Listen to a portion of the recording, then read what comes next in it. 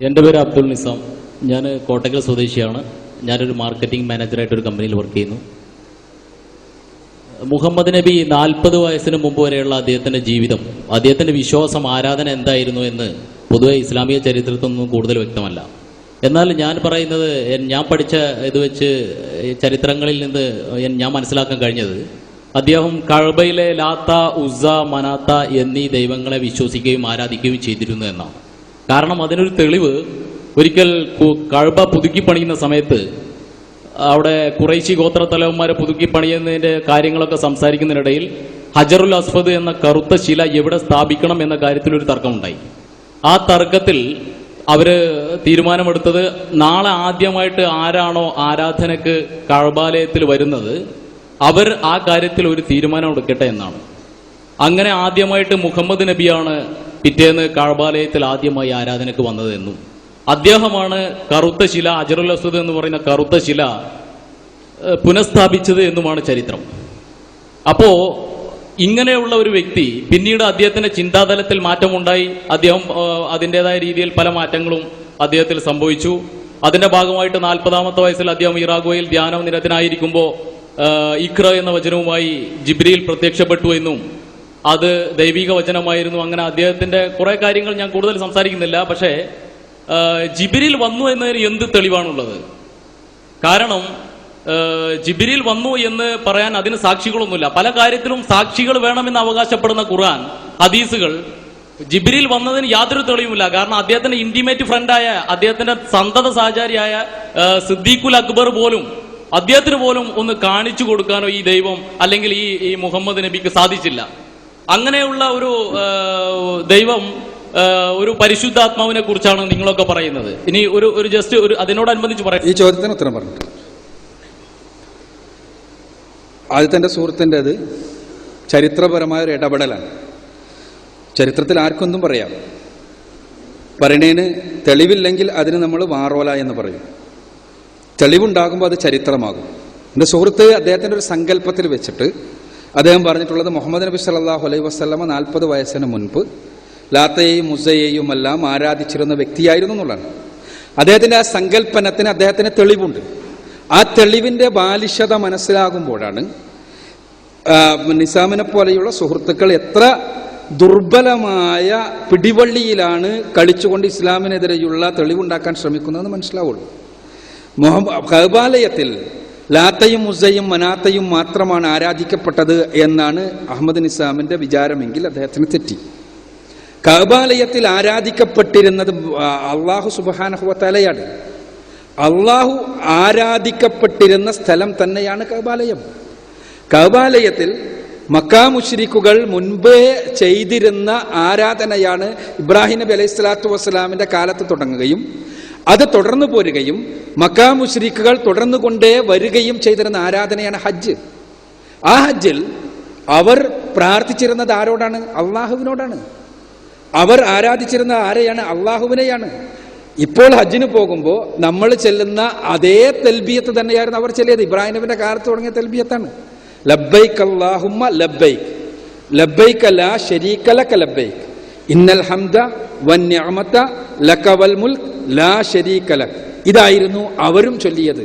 പക്ഷേ അവർ ഈ ലാ ശരീക ലക് എന്ന് പറഞ്ഞതിന് ശേഷം അവരുടെ വക കൂട്ടുമായിരുന്നു, ഇല്ലാ ശരീകൻ ഹുവലക് തംലികുഹു വമാ മുലക് എന്ന്. ഇതെന്താ? ലബ്ബൈക് അല്ലാഹുമ്മ ലബ്ബൈക്, അള്ളാഹുവേ നിന്റെ വിളിക്കുത്തരം നൽകിക്കൊണ്ടാണ് ഞങ്ങൾ വന്നിട്ടുള്ളത്. ഇത് അവർ ചൊല്ലിയിരുന്നതാണ്. ചരിത്ര ഗ്രന്ഥങ്ങളിൽ ഇബ്നു ഇസ്ഹാഖിനെ പോലെയുള്ള ഏറ്റവും പുരാതനമായ ചരിത്ര ഗ്രന്ഥങ്ങളിൽ കാണാം. ഹദീസുകളിലും അത് സ്ഥിരീകരിക്കപ്പെട്ടിട്ടുണ്ട്. അഥവാ മക്കാ മുശ്രിക്കുകൾ അള്ളാഹുവിൽ വിശ്വസിച്ചിരുന്ന ആളുകളാണ്, അള്ളാഹുവെ ആരാധിച്ചിരുന്ന ആളുകളാണ്. പക്ഷേ ഈ കുട്ടി ദൈവങ്ങൾ അഥവാ അള്ളാഹുവിലേക്ക് അവരെ അടുപ്പിക്കുമെന്ന് അവർ വിചാരിച്ച, അള്ളാഹുവിനെ സമീപസ്ഥമാക്കുമെന്ന് അവർ വിചാരിച്ച, കാര്യങ്ങൾ പെട്ടെന്ന് നേടിത്തരുവാൻ കഴിയുമെന്ന് അവർ വിചാരിച്ച ലാത്തയുടെയും മുസ്സയുടെയും മനാത്തയുടെയും എല്ലാം വിഗ്രഹമുണ്ടാക്കി അവർ കഅബാലയത്തിൽ പ്രതിഷ്ഠിച്ചിരുന്നു എന്ന് മാത്രമേ ഉള്ളൂ. റസൂലുള്ളാഹി സ്വല്ലല്ലാഹു അലൈഹി വസല്ലമ കഅബാലയത്തിലേക്ക് കയറി വന്നത് ആരാധനക്കാണ്, അള്ളാഹുവിനെ ആരാധിക്കാൻ വേണ്ടിയാണ് എന്ന് മാത്രം. അവിടെ ലാത്തയെയോ ഉസ്സയെയോ മനാത്തയെയോ റസൂലുള്ളാഹി സ്വല്ലല്ലാഹു അലൈഹി വസല്ലമ തന്റെ പ്രവാചകത്വത്തിന് മുൻപ് ആരാധിച്ചിരുന്നതായി വ്യക്തമാക്കുന്ന ചരിത്രപരമായ യാതൊരു രേഖയുമില്ല എന്നുള്ളതാണ് വാസ്തവം. മറ്റേത് എൻ്റെ നസീമിന്റെ സങ്കല്പം മാത്രമാണ്. മറ്റൊരു അദ്ദേഹത്തിന്റെ പ്രശ്നം ജിബ്രീൽ അലൈഹിസ്സലാത്തു വസ്സലാം വന്നു എന്നതിന് എന്ത് തെളിവാണുള്ളത് എന്നാണ്. മുഹമ്മദ് നബി പറഞ്ഞതല്ലാതെ തെളിവൊന്നുമില്ലല്ലോ എന്നുള്ളതാണ്. തീർച്ചയായും ഇല്ല. ഏത് പ്രവാചകത്വത്തിനും വൈയക്തികമായ അനുഭവമാണ് തെളിവ്. അതുകൊണ്ടാണല്ലോ പ്രവാചകത്വത്തെ തെളിയിക്കുന്ന മറ്റു തെളിവുകൾ ഇസ്ലാം അവതരിപ്പിക്കുന്നത്. ഒരു പ്രവാചകൻ മൂസാ നബി അലൈഹിസ്സലാത്തു വസ്സലാം മലയിൽ നിന്ന് ഇറങ്ങി വരുന്നു. എന്നിട്ട് ഫറോവ ചക്രവർത്തിയോട് പോയിട്ട് പറയുന്നു, പടച്ച തമ്പുരാൻ എന്നെ പ്രവാചകനായി നിശ്ചയിച്ചിരിക്കുന്നു. ഫറോവ ചക്രവർത്തിയോട് അത് പറയുമ്പോൾ ഫറോവ ചക്രവർത്തി എന്താ തെളിവ് എന്ന് ചോദിക്കുന്നു. അപ്പൊ മൂസാ നബി അള്ളാഹു എന്നോട് സംസാരിച്ചതിന് 4 സാക്ഷി ഉണ്ടെന്ന് പറഞ്ഞുകൊണ്ട് വല്ല കാര്യമുണ്ടോ? ഇല്ലല്ലോ. ഈ 4 സാക്ഷികൾ നിന്റെ ആളാണെന്നാ പറയുള്ളൂ. ഇത് അഹമ്മദ് നസീം ജിബ്രീൽ അലൈഹിസ്സലാത്തു വസ്സലാം കണ്ടു, ജിബ്രീൽ അലൈഹിസ്സലാത്തു വസ്സലാമിനെ സഹാബിമാർക്ക് മുഴുവനും കാണിച്ചു കൊടുത്തു എന്നൊരു ഹദീസ് ഉണ്ടെങ്കിൽ അദ്ദേഹം പറയാൻ എന്താണ്, ആ സഹാബിമാർ മുഴുവനും മുഹമ്മദ് നബി സല്ലല്ലാഹു അലൈഹി വസല്ലം വിശ്വസിച്ചിരുന്ന ആളുകളാണ്, അവർ കള്ളം പറഞ്ഞതായിരിക്കുമെന്നാണ്. അല്ലേ? അത് പറയാൻ സാധ്യത ഉണ്ടല്ലോ. അവിടെയാണ് മുഹമ്മദ് നബി സല്ലല്ലാഹു അലൈഹി വസല്ലമക്ക് എന്നല്ല, ഏത് പ്രവാചകനാണെങ്കിലും അദ്ദേഹത്തിന്റെ ആ പ്രവാചകന്റെ വെളിപാടിന് അനുഭവം വൈയക്തികമാണ്, വ്യക്തിപരമാണ്. പക്ഷേ ആ വെളിപാടിനുള്ള തെളിവ് സാർവത്രികമാണ്, എല്ലാവർക്കും അനുഭവിക്കാൻ കഴിയുന്നതാണ്. മൂസാ നബി അലൈഹിസ്സലാത്തു വസ്സലാമിനോട് ഇതാ എന്താ തെളിവെന്ന് ചോദിച്ചപ്പോ സാക്ഷിയുണ്ട് എന്നല്ല പറഞ്ഞത്, മറിച്ച് തെളിവെന്ന കണ്ടോ എന്നാ പറഞ്ഞത്. വടി നിലത്തിടുന്നു, സർപ്പമാകുന്നു. ആ സർപ്പമാകുമ്പോ ആ തെളിവെടുത്ത് ഉദ്ധരിച്ചുകൊണ്ട് ആ തെളിവിനെ നോക്കിക്കൊണ്ട് ഫറോവ പറയുന്നു, ഇത് മാജിക്, എന്റെ ആളുകൾക്ക് ചെയ്യാൻ കഴിയുന്നത്, വരട്ടെ അവരുടെ ആളുകൾ എന്ന് മൂസ വന്നു. അവർ മൂസയുടെ അള്ളാഹുവിന്റെ ദൃഷ്ടാന്തവും മാജിക്കുകാരുടെ കൺകെട്ട് വിദ്യയും മത്സരിച്ചു. അള്ളാഹുവിന്റെ ദൃഷ്ടാന്തം വിജയിച്ചു, മാജിക്കുകാരടക്കം ഇസ്ലാം സ്വീകരിച്ചു. ഇത് ചരിത്രം ഖുർആനിലുള്ളത്, ഇത് യഥാർത്ഥത്തിലുള്ളത് സംഭവം. പക്ഷെ അത് വിശ്വസിക്കോ? ഇല്ലല്ലോ. നസീം അത് വിശ്വസിക്കാതിരിക്കാൻ കാരണം കാണും. ഇത്രയധികം ആളുകൾ കണ്ടു എന്ന് ഖുർആൻ പറയുന്ന, ഇത്രയധികം ആളുകളുടെ അനുഭവ സാക്ഷ്യമുണ്ട് എന്ന് വ്യക്തമാകുന്ന ബൈബിളിലെ രേഖകളിലുള്ള പുരാതനമായ ഖുർആൻ സ്ക്രോളുകളിലെല്ലാമുള്ള ഈ സംഭവം പക്ഷേ നിഷേധിക്കാനായിരിക്കും ചിലപ്പോൾ നമ്മൾ ശ്രമിക്കുക, നമുക്കിഷ്ടമില്ലാത്തതാകുമ്പോൾ. അവിടെയാണ് റസൂലുള്ളാഹി സ്വല്ലല്ലാഹു അലൈഹി വസല്ലമക്ക് വെളിപാട് ലഭിച്ചു എന്നതിന് തെളിവെന്താണ് എന്ന ചോദ്യത്തിന് ഇന്നുമുള്ള മുസ്ലിങ്ങൾക്ക് നൽകുവാനുള്ളത് പരിശുദ്ധ ഖുർആൻ എന്ന അത്ഭുതപാട്. ഖുർആൻ ഇതാ പരിശോധിച്ചോളൂ, ഇത് വെളിപാടാണോ എന്ന്. അല്ല എന്ന് നിങ്ങൾ തോന്നുന്നുണ്ടോ? അത് നിങ്ങൾ പരിശോധിക്കാവുന്നതാണ്. അതാണ് എക്കാലഘട്ടത്തിലുമുള്ള മുസ്ലിങ്ങൾക്ക് റസൂലുള്ളാഹി സ്വല്ലല്ലാഹു അലൈഹി വസല്ലമ ജിബ്രീൽ വന്നു, ജിബ്രീൽ അള്ളാഹുവിൽ നിന്നുള്ള പരിശുദ്ധാത്മാവാണ് എന്നും ആ പരിശുദ്ധാത്മാവ് അള്ളാഹുവിന്റെ കൃത്യമായ നിർദ്ദേശപ്രകാരം പറഞ്ഞുകൊടുത്ത അള്ളാഹുവിന്റെ വചനങ്ങളാണ് പരിശുദ്ധ ഖുർആനിലുള്ളത് എന്നും ആ ജിബ്രീലിന്റെ വഹീന്റെ അടിസ്ഥാനത്തിൽ ജീവിക്കുകയാണ് മുഹമ്മദ് നബി സല്ലല്ലാഹു അലൈഹി വസല്ലമ ചെയ്തത് എന്നുമെല്ലാം ഉള്ളതിന് എന്താണ് തെളിവ് എന്ന് ചോദിച്ചാൽ 1000 സാക്ഷികളല്ല, ജീവിക്കുന്ന മരിച്ചുപോയ 1000 സാക്ഷികളെ നിഷേധിക്കാം. പക്ഷെ ജീവിക്കുന്ന അതിശക്തമായ നിഷേധിക്കാൻ കഴിയാത്ത സാക്ഷിയത പരിശുദ്ധ ഖുർആൻ എന്നാണ് നമുക്ക് പറയാനുള്ളത്. അത് പരിശോധിക്കുക, അത് പഠനവിധേയമാക്കുക. ആ സാക്ഷിയെ നിങ്ങൾക്ക് പ്രതിക്കൂട്ടിൽ നിർത്തി കൃത്യമായി വിചാരണ ചെയ്യുക. എനിക്ക് ബോധ്യപ്പെട്ടിട്ടുണ്ട്, നിങ്ങൾക്കും ബോധ്യപ്പെടുമെന്നാണ് എൻ്റെ പ്രതീക്ഷ. ആ സാക്ഷിയെ പഠിച്ചാൽ പരിശുദ്ധ ഖുർആൻ സർവശക്തനിൽ നിന്നുള്ളതാണ് എന്ന് ഉള്ള വസ്തുത. സോറി, അതായത് ലാത്ത ഉസ്സ മനാത്തയുടെ കൂടെ അള്ളാഹു എന്ന് പറയുന്ന ഭൗതിക ദൈവത്തിന്റെ വിഗ്രഹം കൂടെ അവിടെ ഉണ്ടായിരുന്നു എന്ന് പറയാതിരുന്ന എന്റെ തെറ്റാണ്. അത് താങ്കൾ ഫില്ല് ചെയ്തതിൽ വളരെ നന്ദി. മറ്റൊരു കാര്യം, താങ്കൾ ഇതുപോലെ പറഞ്ഞു, ഇപ്പോ ദൈവം അത് പരിശുദ്ധാത്മാവ് വഴി വന്നു. അങ്ങനെയെങ്കിൽ ഇറാനില് ബഹായിസം എന്ന് പറയുന്ന ബഹായികൾ എന്ന് പറയുന്ന ഒരു വിഭാഗം പ്രവാചകത്വം അവകാശപ്പെട്ടുകൊണ്ട് അവർക്കും ഒരു പ്രവാചകനുണ്ട്. ബഹാഉള്ള എന്ന് പറയുന്ന പ്രവാചകൻ പേർഷ്യയിലെ ഒരു ധനാഢ്യ കുടുംബത്തിൽപ്പെട്ട ഒരു രാജകീയ കുടുംബത്തിൽ നിന്നാണ് വന്നത്. അദ്ദേഹത്തിന് കിതാബ് ഈഗാൻ എന്ന് പറയുന്ന ഒരു ഗ്രന്ഥമുണ്ട്, നിഗൂഢ വചനങ്ങൾ എന്ന് പറയുന്ന ഗ്രന്ഥമുണ്ട്. അദ്ദേഹവും ഇത് തന്നെയാണ് അവകാശപ്പെട്ടത്. ഒരു പരിശുദ്ധാത്മാവ്, അതായത് ഗബ്രിയേൽ മാലാഖ എന്റെ അടുത്ത് വന്ന്, അതും 40 വർഷം അദ്ദേഹം ജയിലിലായിരുന്നു. ജയിലിൽ തടവറക്കുള്ളിൽ ഇരുട്ടറക്കുള്ളിൽ വെച്ചാണ് അദ്ദേഹം ഈ ജിബ്രീൽ എന്ന് പറയുന്ന ശക്തി അദ്ദേഹത്തിന് ഇതെല്ലാം ഓതി കൊടുത്തതെന്ന് അദ്ദേഹം അവകാശപ്പെടുന്നു. അങ്ങനെയെങ്കിൽ അതിനെയും നമ്മൾ വിശ്വസിക്കേണ്ടതല്ലേ? ഇനി മാത്രമല്ല, റിച്ച് ഓഫ് ട്രൂത്ത് എന്ന് പറയുന്ന ഈ പ്രസ്ഥാനത്തിന്റെ തലവനായ താങ്കൾ ഇത്രയധികം ആളുകളെ ഇത് ചെയ്ത് നിങ്ങൾ ഇങ്ങനെ ഒരു പ്രോഗ്രാം നടത്തുമ്പോൾ താങ്കളുടെ പ്രസംഗം കേൾക്കാൻ താങ്കളുടെ അനുയായികൾ ഇവിടെ വന്നിട്ടുണ്ട്.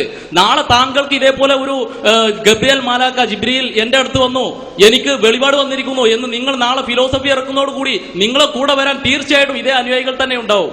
അപ്പോ താങ്കളെ പോലുള്ള ആളുകൾക്ക് ഇതിനെ അല്ല ഇതിന്റെ അപ്പുറവും പറയാൻ, ഇത്തരം കാര്യങ്ങൾക്ക് വഴിവെക്കാനും ഇന്ന് മീഡിയ പ്രസക്തിയും ഇത്തരം പ്രോഗ്രാമുകളൊക്കെ സാധിക്കും. താങ്കൾക്കും നാളെ ഒരു പ്രവാചകനാവുന്നവൻ. നസീമേ, കാര്യങ്ങൾ പഠിക്കുക. നമ്മുടെ വിജ്ഞാനം, അതിനെക്കുറിച്ച് അഹങ്കാരമൊന്നും നമുക്ക് ആർക്കും വേണ്ട. മറ്റൊരാൾ പറഞ്ഞത് ഡിസ്റ്റോർട്ട് ചെയ്ത് അവതരിപ്പിച്ചാൽ ആളുകൾ തെറ്റിദ്ധരിക്കും എന്ന് വിചാരിക്കുന്നുണ്ടെങ്കിൽ അതെല്ലാം നമ്മൾ ഒരു മാർക്കറ്റിങ്ങിൻ്റെ ആളാണല്ലോ. മാർക്കറ്റിങ്ങിൽ ചിലപ്പോൾ അങ്ങനെല്ലാം ഉണ്ടായി എന്ന് വരും. പക്ഷേ അത് ശരിക്ക് ഇതേപോലെയുള്ളൊരു വേദിയിൽ അത് വേണ്ട. ഞാനൊരിക്കലും തന്നെ അള്ളാഹു എന്നൊരു വിഗ്രഹം റസൂലുള്ളാഹി സ്വല്ലല്ലാഹു അലൈഹി വസല്ലമ പ്രാർത്ഥിക്കാൻ പോയ കഅബാലയത്തിൽ ഉണ്ടായിരുന്നു എന്ന് പറഞ്ഞിട്ടില്ല. ഇപ്പോൾ മുസ്ലിങ്ങൾ പോകുമ്പോൾ കഅബാലയത്തിൽ പോകുമ്പോൾ അള്ളാഹു എന്ന് പറഞ്ഞൊരു വിഗ്രഹത്തിന്റെ അടുത്തല്ല പോണത്. ഞാൻ പറഞ്ഞത് വളരെ കൃത്യമാണ്, ഇവിടെ റെക്കോർഡ് ചെയ്യപ്പെട്ടുകൊണ്ടിരിക്കുന്നുണ്ട്, വളരെ ക്ലിയർ ആണ്. ഞാൻ പറഞ്ഞത് എന്താണ്? അള്ളാഹുവിനെ മക്കാ മുശ്രിക്കുകൾ ആരാധിച്ചിരുന്നു, പ്രതിഷ്ഠയില്ലാതെ തന്നെ മക്കാ മുശ്രിക്കുകൾ ആരാധിച്ചിരുന്നു. പക്ഷേ അള്ളാഹുവിലേക്കുള്ള ഇടയാളന്മാരായിട്ടാണ് മറ്റുള്ളവരെ സങ്കല്പിച്ചത്. ഖുർആനെങ്കിലും ഒരു പ്രാവശ്യം വായിച്ചു നോക്കിക്കൂടെ? അതിന്റെ പരിഭാഷ ലഭ്യമാണല്ലോ അഹമ്മദ് നസീമിന്. മാർക്കറ്റിങ്ങിന്റെ 3 പീസ് വായിക്കുമ്പോൾ ഖുർആനിലൊരു 3 ആയത്ത് കൂടി വായിച്ചു നോക്കിയാൽ ഈ ഇത്ര പ്രശ്നം ഉണ്ടാകില്ലായിരുന്നല്ലോ. ഒന്ന് വായിച്ചു നോക്കുക. മക്കാ മുശ്രിക്കുകളുടെ വിശ്വാസത്തെ അറുത്തുമുറിച്ച് വിമർശിക്കുന്ന പരിശുദ്ധ ഖുർആനിലെ ആയത്തുകൾ എടുത്ത് പരിശോധിക്കുക.